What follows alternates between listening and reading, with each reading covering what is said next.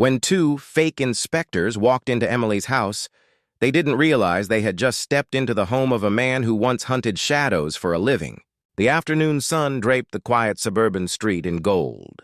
Emily Reeves sat by the window, sipping chamomile tea and listening to the rhythmic sound of sprinklers outside. Peace. That's what she loved most about this neighborhood. It was predictable, quiet, safe. Then came the knock. 3 sharp bangs that didn't sound like a friendly visit. She frowned, walked to the door, and opened it slightly. 2 men stood outside wearing navy blue shirts with cheap embroidered patches that read HOA Inspection Team.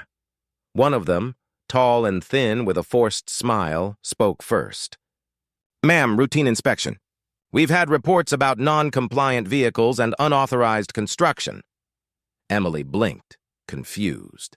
"We paid our HOA fees this month. No one mentioned an inspection." The second man, stockier, stepped forward without waiting for an invitation. "Just procedure, ma'am.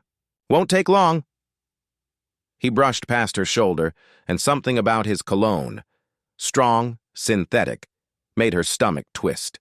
Emily hesitated. "Wait, you can't just walk in?" The taller one raised a clipboard. "Standard formality. You don't want to be fined, do you?" He smirked. His tone wasn't professional. It was threatening. Inside the house, the air felt suddenly heavier. The stocky man began scanning the living room with darting eyes, while the other took out his phone and started recording. Emily's heart raced. "Why are you filming?" "Proof of compliance," he answered casually, but his camera lingered too long on her, not the furniture. Something was wrong, deeply wrong. Emily stepped back, fingers trembling as she reached for her own phone.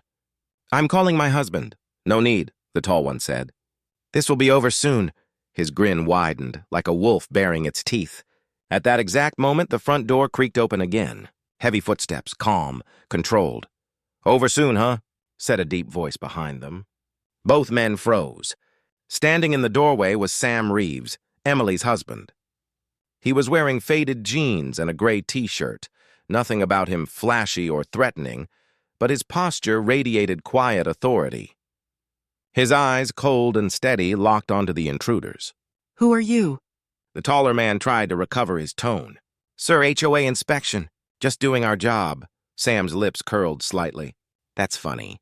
Because I spoke to the HOA president this morning, and there's no inspection scheduled. And they sure as hell don't send unregistered contractors with no ID numbers." Silence.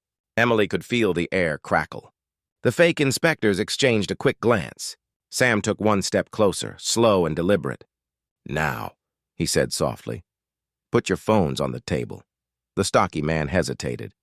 "Or what?" Sam didn't answer. His eyes did. Something about that silence made the man comply, trembling slightly as he placed his phone down. The taller one's facade started to crack. "We can just leave," he muttered. "That'd be best," Sam replied. "But first I want to know why you came here." The man swallowed hard. "It's just a misunderstanding." "Wrong," Sam said. "It's a scam.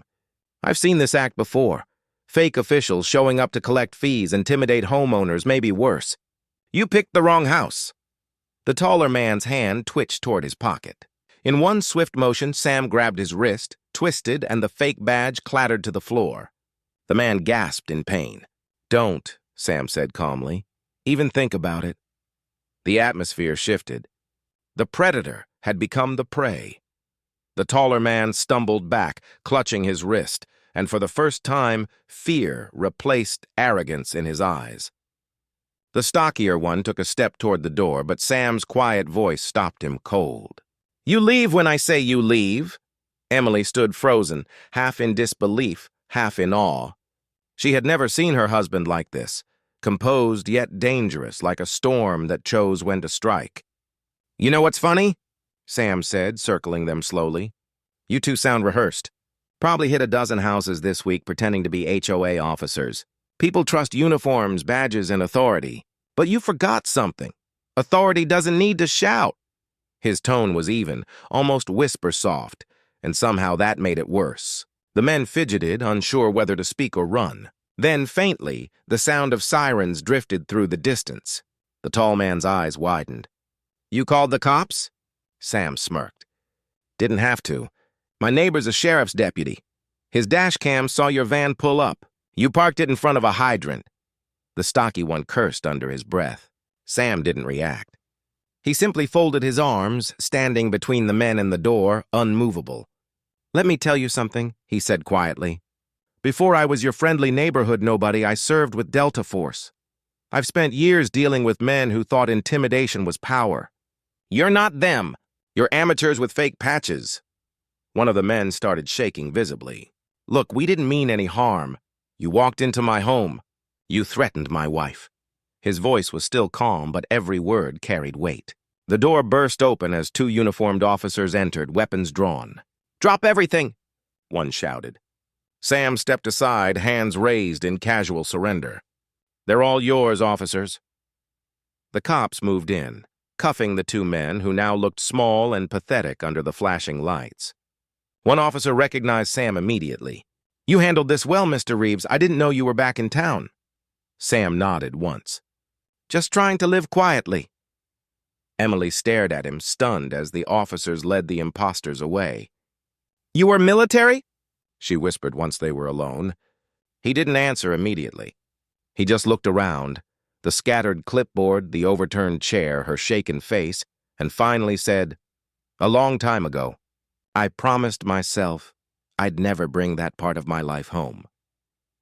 He picked up the fallen badge from the floor, turning it over in his hand. But sometimes, he said softly, violence doesn't knock. It walks right in wearing a uniform. The distant red and blue lights reflected in his eyes as he stepped outside to speak with the police chief. Neighbors peeked through curtains, murmuring, recording with their phones. Whispers of speculation would ripple through the neighborhood for days. But inside, Emily finally exhaled. For the first time, she understood that her husband's silence wasn't emptiness. It was control. It was the discipline of someone who had seen chaos and learned to master it. When Sam returned inside, she simply asked, Are we safe now? He nodded once. We always were.